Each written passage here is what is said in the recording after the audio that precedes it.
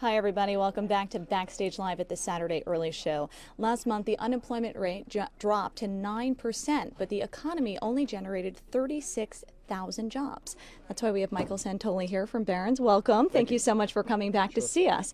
So why these disappointing numbers? It seems as if, well, a couple things going on. Weather and a continued reluctance of big companies to get aggressive on hiring, even though a lot of things would tell you that they should be ready to hire. They're very profitable. The global economy is growing, etc. I do think that signs are pointing to a pickup in hiring, but it didn't happen in January. The unemployment rate going down was a bit of an anomaly. It was mostly a result of people saying that they didn't look for work recently. And if you don't say you're looking for work, you're not counted as unemployed. So that was a little bit of a kind of a bad news disguised as good news decline in the unemployment rate. Well, speaking of good news, the manufacturing sector is actually doing remarkably well. The manufacturing sector in this country is almost in boom times, which people don't really recognize. Now, part of that is because the manufacturing sector is a smaller part of the economy than it used to be.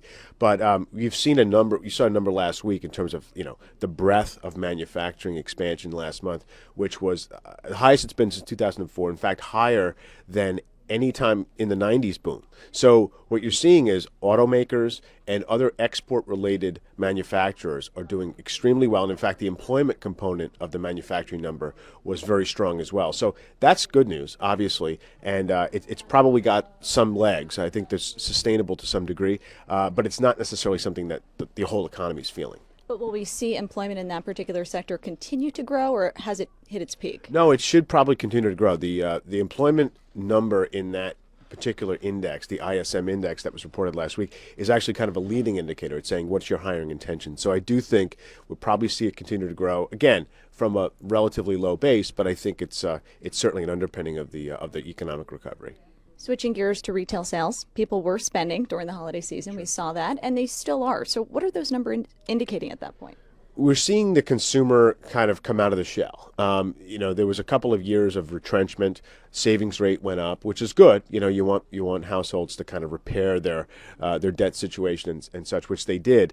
What you're seeing now is there was enough pent up demand, especially for kind of big ticket items and clothing, which is largely discretionary in terms of a purchase, and that has actually come back pretty well. People with jobs have wages growing, and that's an important thing to remember.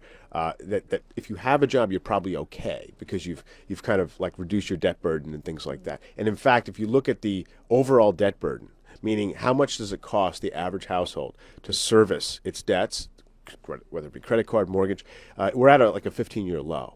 So because interest rates are so low, people can kind of handle servicing their debts, and if they choose to spend, they do. So I think that's what we're seeing, and I don't think we're going to be in for a big consumer boom, a debt-fueled consumer boom, especially the way we were at the middle part of the last decade. But I do think you're seeing kind of a more normalized run rate of consumer spending. Now, entirely switching gears to Egypt, there are people who are concerned that the crisis in Egypt is going to affect oil prices. Will we start feeling pain at the pump? I don't think there's an imminent risk of a real big spike in energy prices right now, especially because of Egypt. Now, if we do get it, it's probably going to be less because of Egypt and more because global demand in the emerging markets for energy is continuing to run at a pretty hot pace. I think right now at $90 a barrel oil, we're okay. Remember, we were at 150 a couple of years ago, 3 years ago, and that really did crimp consumer capacity to spend when you got gasoline prices toward $5 a gallon in some parts of the country. That's a problem. Right now, I think it's manageable. Egypt itself is not an oil exporter. The real concern is the general regional crisis over there that would especially infect Saudi Arabia, which hasn't yet happened. If that did happen, yes, then we have to worry about $100 plus barrel oil, and that would definitely be a challenge to consumers. We have a chat room question for you, Michael. We have a lot of chat room questions. A lot of chat, and today. just so the chat room knows, this is a new feature for us. They put up a monitor so I can see your question. So as you see me looking this way. You can see the latest questions, but the questions began a while ago. Michael, with the unemployment report and the jobs report being released at the same time, and they're often at odds, is there a reason why they're released at the same time? Well, the government wants to give you a kind of a general sense of the labor picture. The unemployment rate and the payrolls number are actually derived from separate surveys. It's a little bit confusing. So the payrolls number, basically they survey employers and try to get a good sampling of employers to see how many people they're employing. That's the main number. That's the one that most people on Wall Street look at. That's the real important number in terms of net jobs created or destroyed. The unemployment rate is derived from what's called the household survey, which is literally people from the government going door to door or calling people and saying, did you work last week? Did you want to work last week? And that's more about essentially households saying whether they had enough work that they desired.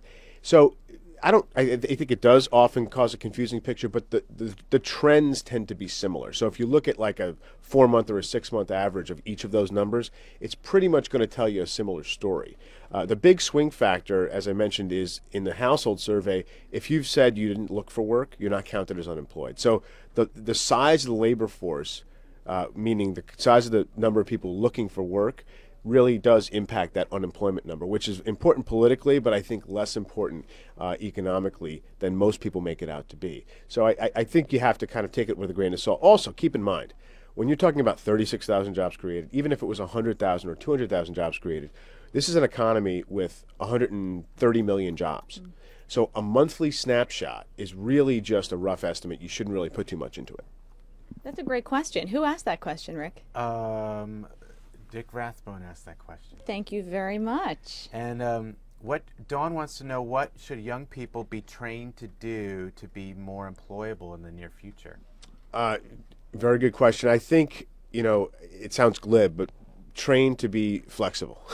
I think that's one of the things you really learn about this economy. It takes people who have a capacity to kind of pivot from one kind of skill to another and be adaptable. That's a glib answer. But the other answer is healthcare is very long-term growth in terms of need for good people. There's a scarcity of engineering candidates right now.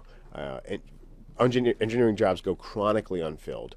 What's interesting, by the way, is that help wanted advertising, if you look at the volume of help wanted advertising online, it's actually pretty close to a record. So you have this weird mismatch between the people who need work and the kind of work necessary. Well, is it just because there aren't enough qualified people for In that part, work? it's because of that, yeah.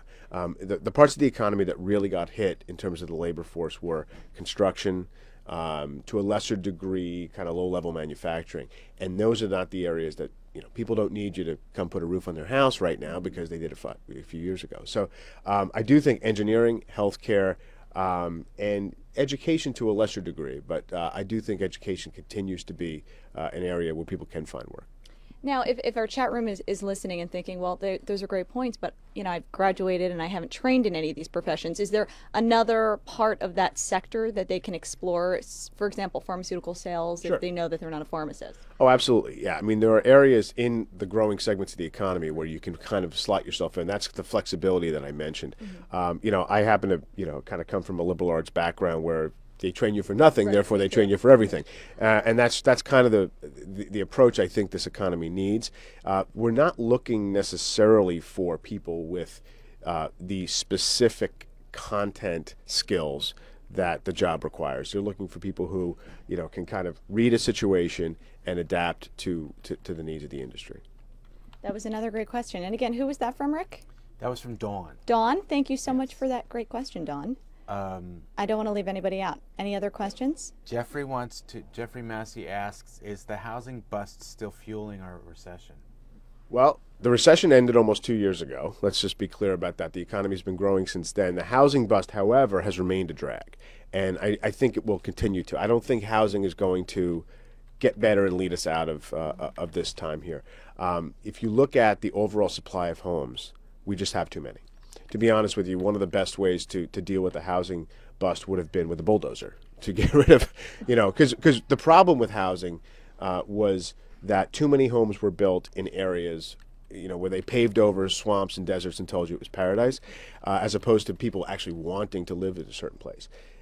So I do think there's probably a downside bias to home prices. So we could have a 5 or 10% national decline again in home prices, but that's okay because we've already come down 30 or 35%. So that's kind of like closer to the bottom than the top. And I think what's going to happen is home sales, the volume of home sales will increase before the prices go up, which is good because at least it creates activity and it gets people into affordable homes. And I think you have a much more sane housing market right now. The problem is it's going to be a drag. And as I said before, new home sales is probably going to be a problem for a while because we just have too many. Well, thank you so much for coming by and talking with us today. Second week in a row. It was a pleasure having you. Thank you.